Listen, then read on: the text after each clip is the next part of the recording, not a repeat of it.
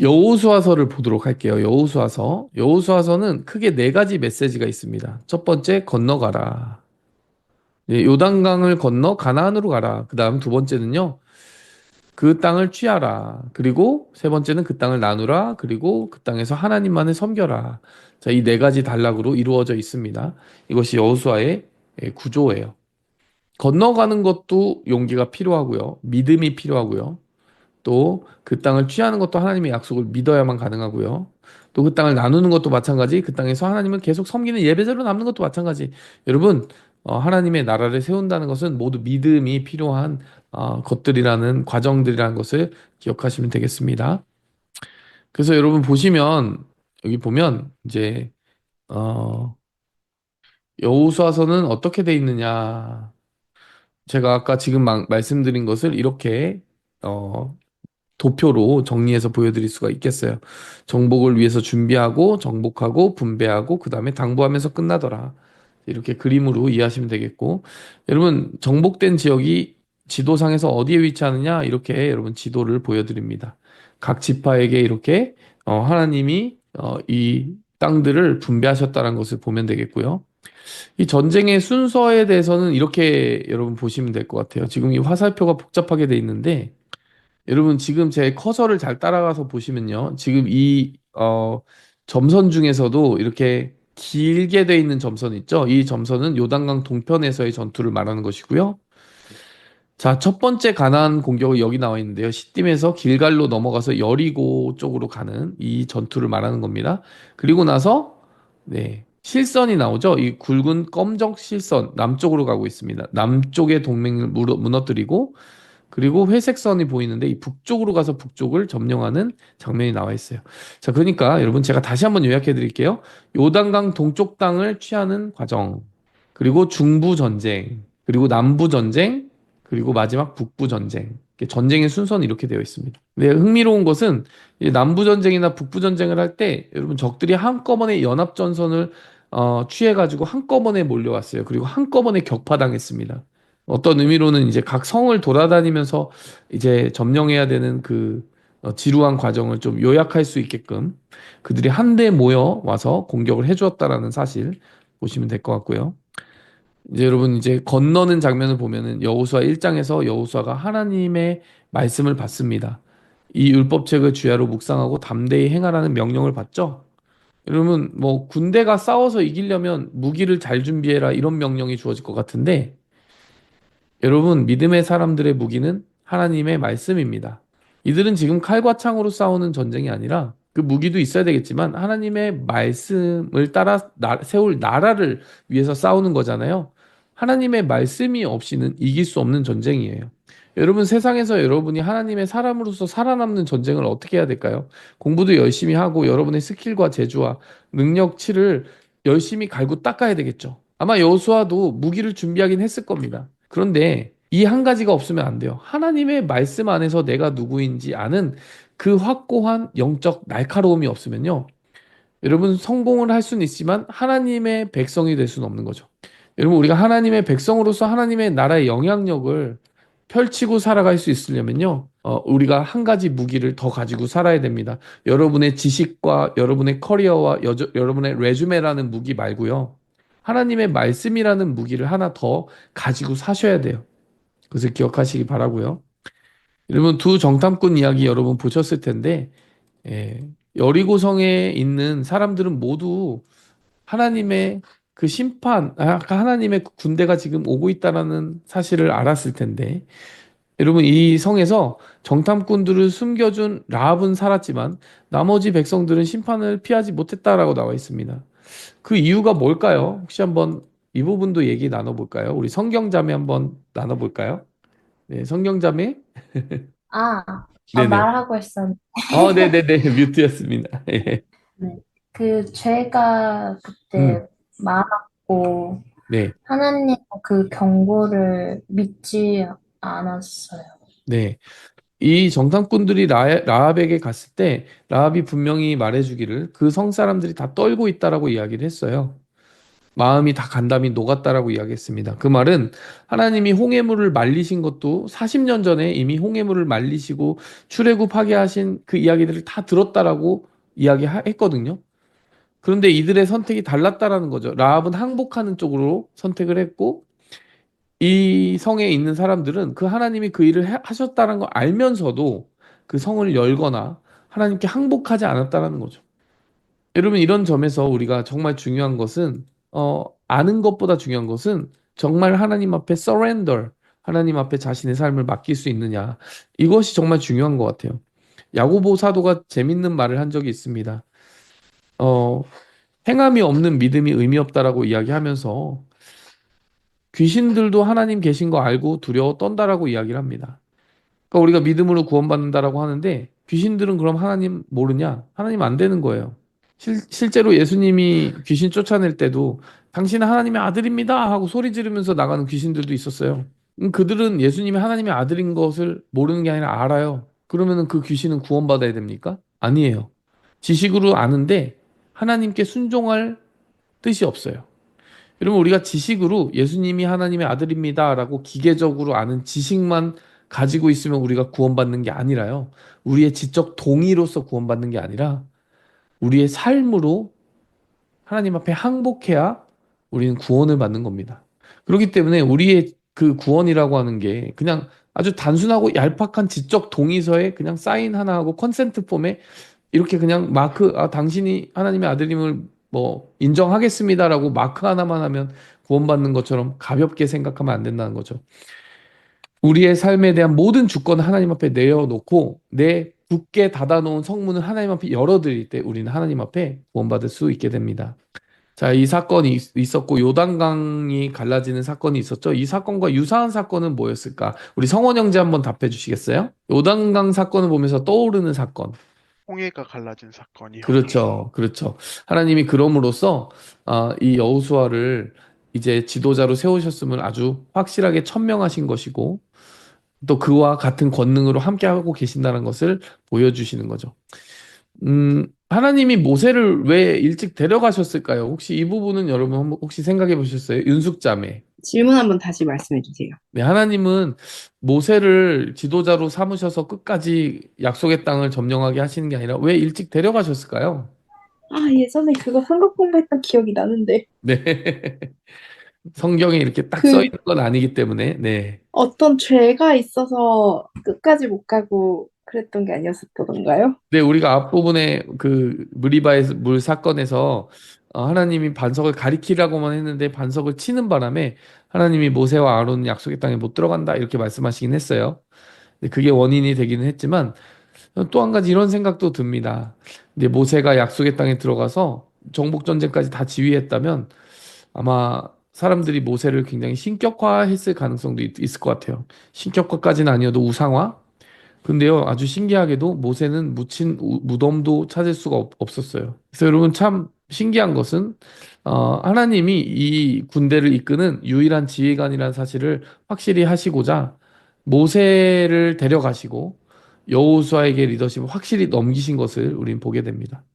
자, 이어서 이제 길갈에서 할례를 받는 장면이 너무나 중요하죠. 할례가 무엇입니까? 할례는 여러분 지금 시대로 말하면 세례와 같은 거예요.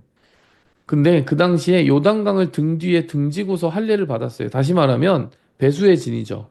적군이 그들을 전투불능 상태에 있는 그들을 쳐들어왔다면 아마 꼼짝없이 죽을 수밖에 없었을 겁니다. 그런데도 불구하고 할례를 그들이 강을 건넌 후에 행했어요. 강을 건너기 전에 행한 게 아니라 강을 건너서 강을 등지고 나서 행했습니다. 그 말은 하나님이 지켜주실 것을 믿는 믿음이기도 했지만 하나님의 명령이어서 하는 것이지만 더 중요한 것은 우리의 믿음의 정체성을 확인하는 것이야말로 가장 중요한 승리 공식이라는 거죠. 여러분, 영적 전쟁을 우리가 승리하려면요, 항상 내가 누군지를 잊지 말아야 돼요. 내가 누구냐? 세례라는 게 뭡니까? 세례라는 것은 물 밑으로 들어갔다 나오는 거라고 했잖아요. 옛사람에 대해 죽고 새 사람으로 살아난다. 난 하나님의 백성이지. 하나님의 백성은 세상에 대해 죽어야지. 그리고 하나님의 나라에 대해서 살아야지. 이걸 항상 기억하고 살아야 우리가 영적 전쟁에 승리할 수 있는 거죠. 그래서 여러분 다른 거 뭐 칼을 가는 것도 아니고 무기를 점검하는 것도 아니고 할례를 행했습니다. 이게 우리가 여러분, 날마다 아침에 일어나면서 나는 세상에 대해 죽고 하나님의 나라에 대해서 살겠습니다. 이렇게 결단하고 하루를 시작하시기 바랍니다. 자, 이때 이제 전쟁을 앞두고 만나가 그칩니다. 만나가 그친다는 것은 이제 그 땅에 들어가서 하나님이 소산을 주시겠다는 약속인 것이 또 되는 것이고, 또 어떤 의미도 있겠어요? 뒤돌아갈 생각하지 말라는 거죠. 이제 젖병 무는 시기는 지났어요. 이유식도 먹고 단단한 음식도 먹어야 될 때가 됐습니다. 그래서 하나님이요, 우리를 하나님께 정말 세울 때에 그런 성숙과 성장의 자리로 이끌어 가실 때가 있어요. 그 성장을 기꺼이 받아들이고 환영할 수 있는 우리가 되기 원합니다. 또 의미심장한 장면이 여호수아 5장 13절에서 15절에 나오는데, 여호수아가 어느 날 이제 어느 성 앞으로 가는데 이제 미리 근심이 많았는지 여호수아서 5장에 보면요. 여리고 가까이 가서 미리 보려고 간 것 같아요. 근데 한 사람이 칼을 빼어 손에 들고 마주 서 있습니다. 그때 여호수아가 묻습니다. 너는 우리 편이냐? 적의 편이냐? 이렇게 물어봅니다. 그랬더니 나는 여호와의 군대 장관으로 지금 왔다. 이러면서요. 여호수아가 그 앞에 절하는 모습, 그리고 여호와의 군대 장관이 네 발에서 신을 벗으라. 네가 선 곳은 거룩하니라라고 선언하는 장면이 나옵니다. 여러분, 이 장면은 여러분 무엇을 연상시키는 것 같으세요? 여러분 어떤 메시지를 담고 있는 걸까요? 우리 오늘 서진자매 한번 나눠주시겠어요? 좀 어려운 질문이긴 한데 하나님의 군대 장관이 나타나는 이 장면은 신을 벗으라는 거는 이거 도대체 무슨 뜻일까요? 어, 신이 뭐더라? 자리에서 물러나라는 뜻인가요? 네, 가지고 뭐 권력? 비슷할 수도 있는 것 같아요. 자, 어떤 의미에서 비슷합니다. 그 당시에 신을 벗고 사는 존재들은 노예였어요, 노예. 음, 종이었습니다.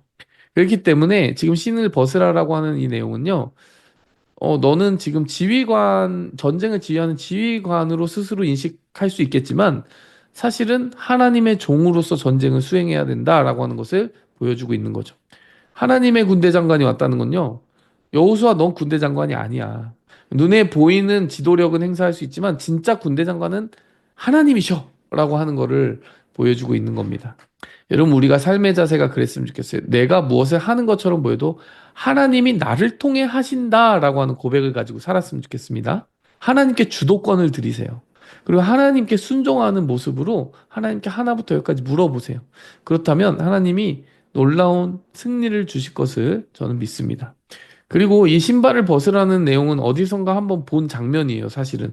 이미 모세를 하나님이 부르실 때 네가 선 곳은 거룩한 곳이니 그곳에서 신발을 벗으라라고 말씀하신 적이 있거든요. 그렇기 때문에 어떤 의미로는 모세의 그 지도력을 계승하고 있다라는 거, 그것도 지금 보여주고 계신 거죠.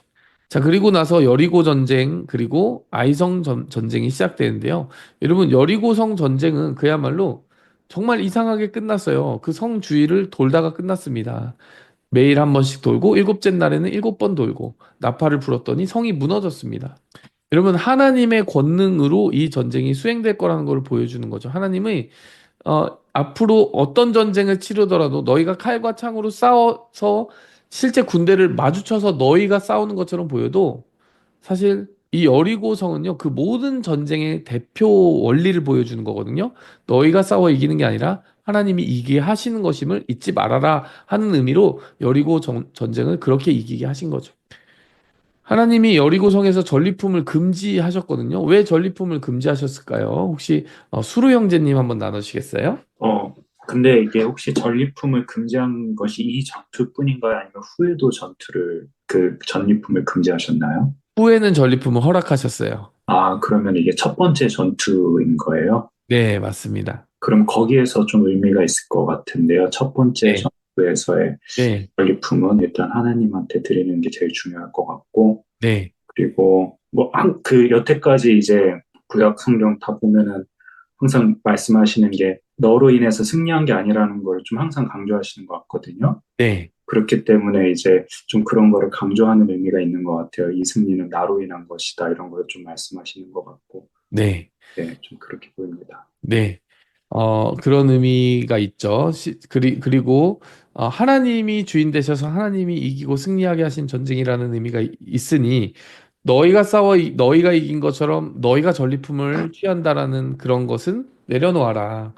그러니까 앞으로의 전쟁터에서 전리품이 허락된다 할지라도 어, 그 모든 전쟁을 대표하는 성격인 이 여리고성 전투가 보여주는 것은요. 그 다른 이후의 모든 전쟁들도 여리고성에서의 정신을 가지고 싸우라는 거죠. 다시 말하면 하나님이 이기게 하시는 전쟁이다라는 그 한 가지. 또 한 가지는 뭐냐면요. 여리고성을 포함하여 앞으로의 모든 전쟁은 전리품을 취하기 위한 인간의 욕망으로부터 비롯한 전쟁이 아니라는 것을 못 박는 겁니다. 인간이 싸우고 전쟁할 때는요. 거룩한 명분을 가질 수가 없어요. 뭐 러시아와 우크라이나가 싸우고 어디가 싸우고 하면요. 다들 오염된 동기들이 있어요. 근데요, 하나님은요, 지금 이스라엘 백성들이 자기의 욕망을 채우기 위해 탐욕에 의해서 전쟁을 수행하기를 절대 바라지 않으십니다. 그 모든 걸 다 끊어내고 이 땅이 하나님의 말씀을 지키는 최초의 땅으로 선언되기 위하여 그리고 그 땅에서 메시아가 두 발 딛고 설 수 있는 예비 작업을 위하여 하나님이 이 나라를 세우시는 거기 때문에 그들의 동기가 절대 인간적인 육신적인 동기로 오염돼선 안 된다라고 하시는 거죠. 그래서 여리고성에서의 전리품은 바로 그 거룩한 목적을 기억하라는 하나님의 명령도 있는 것이죠. 그 명령을 어기고 나서 패배하게 되잖아요. 패배하고 나서 이스라엘 자손들이 엄청나게 눈물 쏟고 여호수아가 하나님께 묻습니다. 왜 우리가 졌냐고 물어봅니다. 우리가 그 아이성 전투에서 그 패배를 경험하는 장면이 이제 여호수아 7장에 나오는데요. 그 7장에서의 가장 큰 문제는 뭐냐면 당연히 이들을 패배로 이끌어간 아간이라고 하는 사람 때문에 이 패배가 이어졌기 때문에 아간이 큰 문제죠. 전리품을 취했기 때문에 하나님이 아이성 전투를 패배하게 하셨습니다. 거룩을 잃으면요, 우리는 승리할 수가 없어요. 근데 또 더 중요한 건요, 사실 여호수아 7장의 패턴을 보면 여호수아 7장에서 보면 여호수아가 하나님께 기도한다든지 전쟁을 수행하기 전에 어떻게 싸워야 되겠다라고 하나님께 구하는 장면이 없어요. 그리고 실제로 이스라엘 백성들도 자신감이 너무나 커서 그들은 소수인이 수고롭게 보내지 말고 2, 3천 명만 올라가서 싸웁시다라고 말하는 자만에 빠져 있습니다. 여러분 아간의 범죄 때문에 진 것이기도 하지만요. 이스라엘 백성과 여호수아도 자만의 범죄에 빠졌어요. 여러분 우리는 자만에 빠지지 않고 또 거룩을 훼손하지 않는 그러한 방식으로 우리의 삶의 싸움을 싸워야 될 줄 믿습니다. 그래서 그렇게 해서 아이성을 정복하고 그 다음에 에발산이라는 곳에서 언약을 맺습니다. 그리고 축복과 저주를 선포하는데요. 하나님의 말씀을 따르는 자에게 축복이 어기는 자에게 저주가 있을 것임을 선포하는 선포식이 에발산에서 이루어지게 돼요. 그러니까 여러분 이 나라가 세워지고 나서 그 나라의 정말 핵심적인 정신은 하나님의 말씀에 순종하는 것이다라는 걸 다시 한번 못 받고 있는 거죠.